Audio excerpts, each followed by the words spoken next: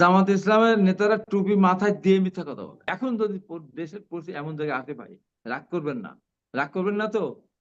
বলেন আগে আল্লাহর কি বলেন, রাগ করবেন না?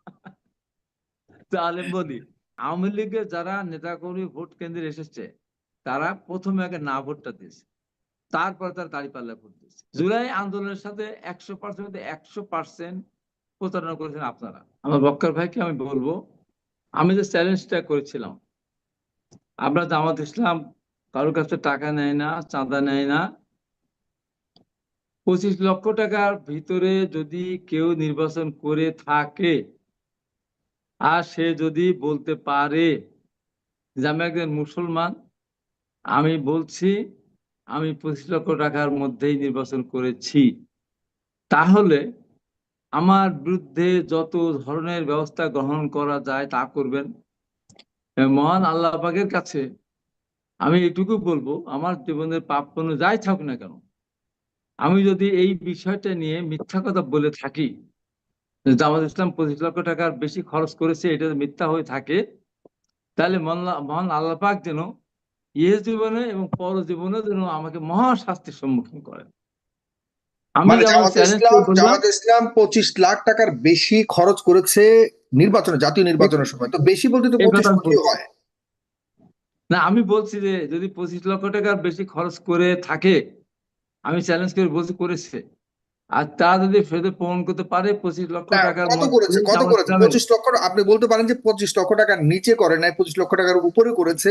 সেটা কত করেছে? আমি কারণ আপনি তো 25 না লাখ টাকার সেটা উপরে তো। কোথাও 5 কোটি, কোথাও 10 কোটি, বিভিন্ন জায়গায় বিভিন্ন রকম করেছে। যে আমি হুম, যেটা বললাম, মিথ্যা তো মিথ্যা।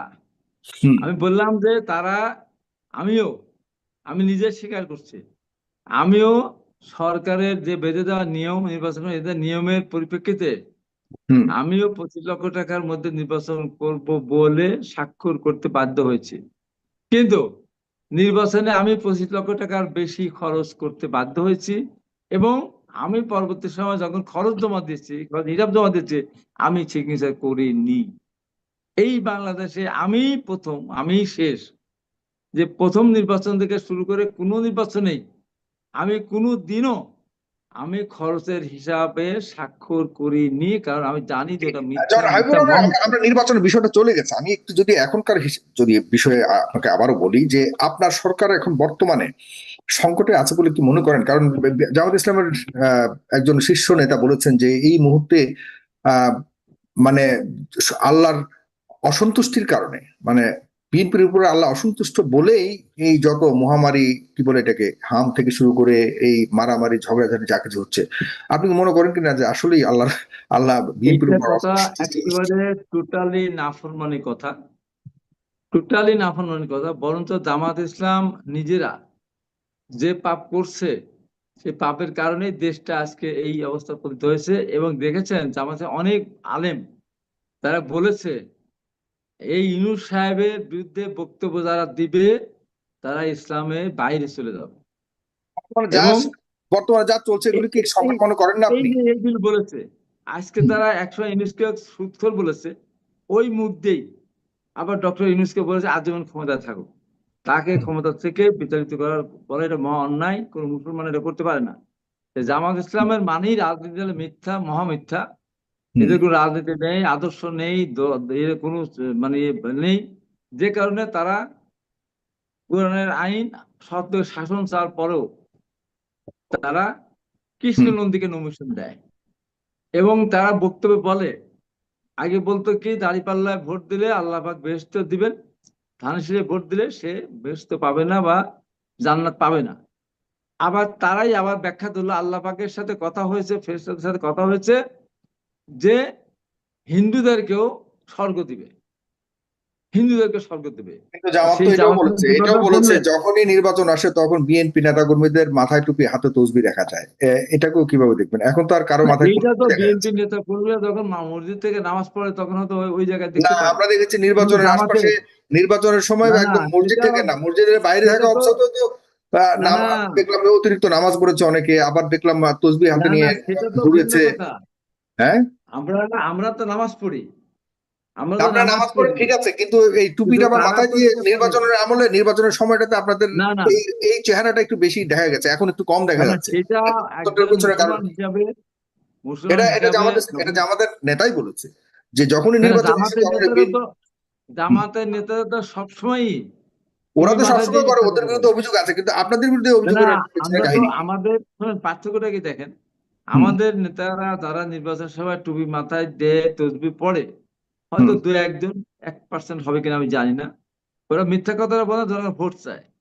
আর জামাত ইসলামের নেতারা টুপি মাথায় দিয়ে মিথ্যা কথা বলে, যতগুলি মিথ্যা কথা বলে, তারা মিথ্যা কথা বলে, মিথ্যা বয়ান দেয়, এবং হুম তারা জনগণকে ধোঁকা দেয়। এটা আমার অন্যায়। এবং যেমন ভাই বারবার বলতেছেন যে কথাটা, যে তারেক রহমানকে 100 বার স্যালুট দেওয়া উচিত, তাকে ধন্যবাদ দেওয়া উচিত। হুম সে পরিষ্কার করে বলেছে যে দুর্নীতি পরিপূর্ণভাবে একবারে নির্মূল করা সম্ভব না। মহাসত্য, মহাসত্য, মহাসত্য কথা। তারেক রহমান মিথ্যাবাদী না।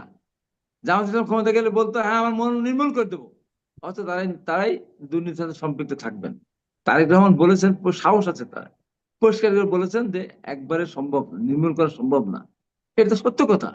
আমি তো এখন বলি যে একবারে সময়, এটা তাদের মিথ্যা কথা বলা হতো। এখন আমরা তো মিথ্যা কথা বলে ভয় পাই, জামাত ইসলাম মিথ্যা কথা বলে ভয় পায় না তো। তারা নারী ধর্ষণ করতে ভয় পায় না। তারা ইসলামের কাছে একটা কোন জায়গায় লেখা আছে তোবা পড়লে পাশ হয়ে যাবে, মানে আল্লাহ মাফ করে দেবে, সেই জন্য এই অকামগুলো তারা করে তো। তার স্বাধীনতা যুদ্ধের সময় এতগুলো অন্যায় করতো, অন্যায়কে সমর্থন করতো, নারী ধর্ষণের সহায়তা করতো। এই যে যে কাজগুলো তারা করে। এবং আমি যে কথা বললাম, আর একটা কথা বললে এখন থেকে বলবো, আমার ভাই আবু বকর যে কথা বললেন, প্রধানমন্ত্রীকে ডিম মারতে বললেন, সালাউদ্দিন সাহেবকে ডিম মারতে বললেন, আমি কোথায় বলি না, আমি নাসিরুদ্দিন মঞ্জু পাটোয়ারির ভাইয়ের কথা বক্তব্য? বলেছি। আমি মঞ্জু ভাই কেন, যেটা সমর্থন করে, আপনি আপনি মঞ্জুরের পরিপ্রেক্ষিতে আপনি বলতে পারেন না, আপনার আমরা না এখানে কথা আমি সেটা মঞ্জুর সমর্থন বলেছে। করি না। মানে না না, মঞ্জুর ভাই স্বরাষ্ট্রমন্ত্রীকে, বলেছে প্রধানমন্ত্রীকে ডিম মারা হবে নাসিরুদ্দিন সেটা আমি সমর্থন পাটোয়ারি, করি না। তবে আমি সমর্থন করি না। নাসিরুদ্দিন পাটোয়ারি এত বেশি কথা বলে।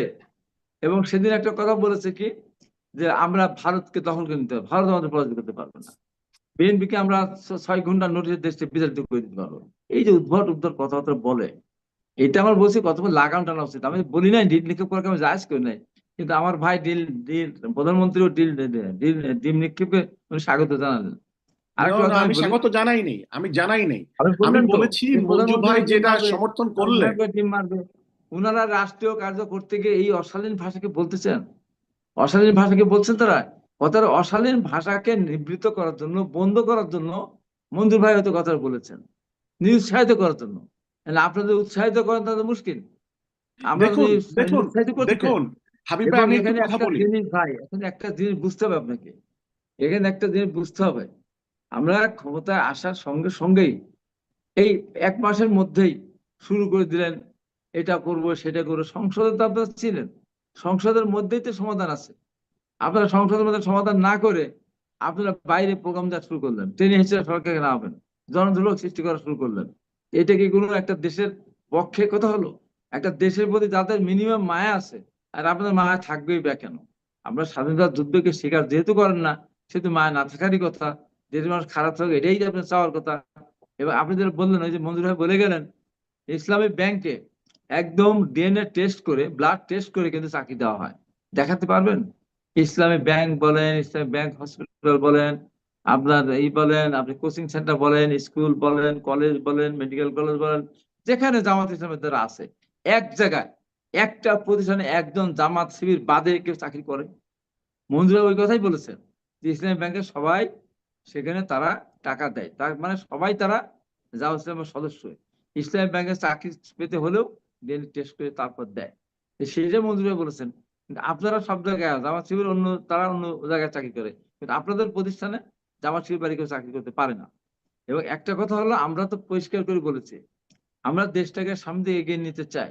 যে কারণে আমাদের প্রধানমন্ত্রী তারেক রহমান 2 টার মেজরিটি পাওয়ার পরেও কিন্তু আপনার ডাক্তার শফিকুর রহমানের বাসায় গিয়েছেন, এনসিবির এদের বাসায় গেছেন, অন্যদের বাসায় গেছেন। চলেন দেশটা সবাই মিলে সব এগিয়ে নিয়ে যায়। আপনি যে কথা বললেন যে জুলাই আন্দোলনের সাথে বিএনপি ই করেছে, জুলাই আন্দোলনের সাথে 100% 100% প্রতারণা করেছেন আপনারা। যখন জুলাই সনদ স্বাক্ষর করার কথা, তার আগের দিন আপনারা পরিষ্কার করে বলেছেন আপনারা এনসিপি যে আমরা জুলাই সনদে স্বাক্ষর করব না। পরদিন সকালবেলা আবার স্বাক্ষর করতে আসলেন, এনসিপি বলল আপনারা গাদ্দার, আপনারা গাদ্দারি করেছেন, যে কারণে আপনারা মুনাফেক। এই কথা বলে জামাত মুনাফেক বলে তারা প্লেনে চড়ে কক্সবাজার চলে গেল, স্বাক্ষর তারা করলো না। ফিরে এসে তারা স্বাক্ষর করেনি, স্বাক্ষর করেছে নির্বাচনের পরে তাও কিছু কথা বলে। তাহলে জুলাই সনদে কি ছিল? 5% মেয়েদেরকে নমিনেশন দেওয়া হবে জাতীয় সংসদ নির্বাচনে। একজন আপনারা দেননি, আমরা 5% দিতে পারিনি, 3.5% দিয়েছি, চেষ্টা করেছি আমরা, কিন্তু আপনারা 1% দেননি। এটা জুলাই সনদের সাথে 100% প্রতারণা করা বা বিশ্বাসঘাতকতা করা। দ্বিতীয়ত আছে জুলাই সনদে কি, সেটা হলো যে যারাই বিরোধী দলে যাবে তারা ডেপুটি স্পিকার নিবে, পরিষ্কার লেখা আছে। আপনারা বিরোধী দলে, আপনাদের কাছে প্রস্তাব দেওয়া হয়েছিল, আপনারা ডেপুটি স্পিকার নেননি। এইটাই জুলাই বিপ্লবের পিছনে আরেকটা স্পিকারঘাত করা বা কুঠারাঘাত করা বা প্রতারণা করা বা বিশ্বাসঘাতকতা বা বেইমানি করা, একটা কিছু। আমরা এখন পর্যন্ত বলিনি যে আমরা হানা ভোটের বা আমরা জুলাই সনদের বাইরে আমরা যাবো। আমরা বলছি জুলাই সনদের প্রতিটা অক্ষর আমরা বাস্তবায়ন করবো। হানা ভোটের কথা এসে আপনারা বারবার বলেন, আমরা তো বলেছি যে হানা ভোটের হাঁ ভোট কারা দিয়েছে, 51% হাঁ ভোট দিয়েছে বিএনপি। তারেক রহমান বলেছেন আগে একটা হাঁ ভোট দিবেন, তারপর একটা ধানের শীষে ভোট দেবেন। আর আপনারা যে ভোটগুলি পেয়েছেন, আপনাদের তো 100% ভোট নেই, আপনাদেরকে ভোট দিয়েছে অনেক জায়গায়, জায়গা বেশি কেউ কেউ হয়তো বিএনপি কে দিয়েছে। আমার এখন সরাসরি জামাতের পক্ষে উঠে পড়ে লেগেছিল অলিম্পিয়ার পরিষদ মেয়র থেকে শুরু করে অনেকেই, সাবেক মন্ত্রী সহ। সেখানে আওয়ামী লীগে যারা নেতা কর্মী ভোট দিতে এসেছে, আবারও বলি আওয়ামী লীগের যারা নেতা কর্মী ভোট কেন্দ্রে এসেছে তারা প্রথমে আগে না ভোটটা দিয়েছে, তারপরে তারা দাঁড়িপাল্লায় ভোট দিয়েছে। আগে না ভোট দিয়েছে, তারপরে দাঁড়িপাল্লায় ভোট দিয়েছে। এটা আমি যদি প্রমাণ চান প্রমাণ করে দিতে পারবো। না ভোট তো আমরা যারা আন্দোলনে ছিলাম, বিএনপিতে 51% দিয়েছে, আর আন্দোলনে যারা ছিলাম তারা প্রত্যেকে হাঁ ভোট দিয়েছে। আমি নিজেও হাঁ ভোট দিয়েছি, হাঁ ভোটের প্রচারণা করেছি। সেই হাঁ ভোট নিয়ে আপনারা যখন এত কথা বলেন, জিদ ধরেন, আমরা বলছি যে আমরা জুলাই সনদ বাস্তবায়ন করবো অক্ষর অক্ষরে, তারপরে কেন আপনারা জোর করে বারবার আমাদেরকে বলছেন আমরা গাদ্দার বা আমরা জুলাই সনদ থেকে পিছিয়ে গেছি, কেন বলেন? এখন যদি দেশের পরিস্থিতি এমন জায়গায় আসে ভাই, রাগ করবেন না, রাগ করবেন না তো? বলেন আগে আল্লাহর কে বলেন রাগ করবেন না? তাহলে বলি, এখন যদি দেশের মানুষ মনে করে যে জামাত ইসলাম হাঁ ভোটের পক্ষে এত যখন কথা বলছে, এখন তো টু থার্ড মেজরিটি আছে, কথাটা মনে রাখেন, টু থার্ড মেজরিটি আছে।